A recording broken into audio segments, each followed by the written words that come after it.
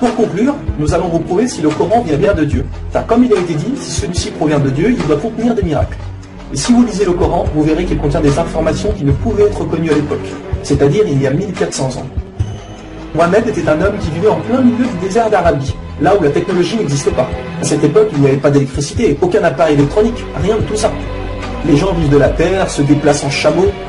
Personne n'avait inventé ou même pu imaginer les choses telles que des sondes, les scanners, les satellites, etc. Et pourtant, dans le Coran, nous pouvons lire « Sous l'eau, il y a des endroits où il y a de l'eau douce et de l'eau salée. Et entre les deux se trouve une barrière invisible qui empêche les deux eaux de se compénétrer. C'est-à-dire que le sel de l'eau salée ne va pas dans l'eau douce. Ces barrières les empêchent. Les océanologues comme Jacques-Yves Cousteau ont découvert cela récemment grâce aux sous-marins où ils ont pu faire des prélèvements d'eau, etc. Qui, il y a 1400 ans, en plein milieu du désert, pouvait savoir qu'il y a des barrières invisibles dans l'océan? Il est écrit dans le Coran que l'univers est en expansion continuelle, c'est-à-dire que celui-ci ne cesse de grandir. Les étoiles s'éloignent les unes des autres constamment. C'est en 1920, grâce aux appareils très perfectionnés, tels que les télescopes puissants, que nous avons pu savoir que l'univers était en expansion continuelle.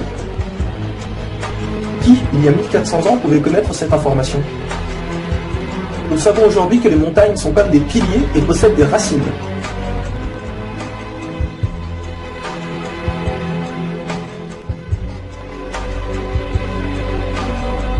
Sans les montagnes, il y aurait très fréquemment des tremblements de terre.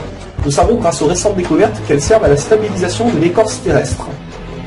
Qui, une nouvelle fois, il y a 1400 ans, pouvait savoir que les montagnes étaient ancrées comme des piliers et que ceux-ci servaient à la stabilisation de l'écorce terrestre?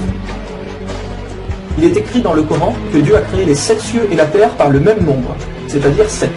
Nous connaissons aujourd'hui, grâce aux sondes qui vont sous terre, que la planète possède 7 couches terrestres. Le noyau interne solide, le noyau externe liquide, la couche D, le manteau inférieur, puis le manteau intermédiaire, le manteau supérieur et la lithosphère. Qui, il y a 1400 ans en plein milieu du désert, pouvait savoir que la Terre possédait 7 couches? Il était impossible de connaître cela sans la technologie récente. Il est aussi mentionné que les plantes ont des sexes, mâles et femelles. La découverte de la sexualité des plantes fut réalisée par Rudolf Jacob Comnenarius entre 1660 et 1720. Le Coran explique étape par étape l'embryologie, c'est-à-dire comment un enfant se développe dans le ventre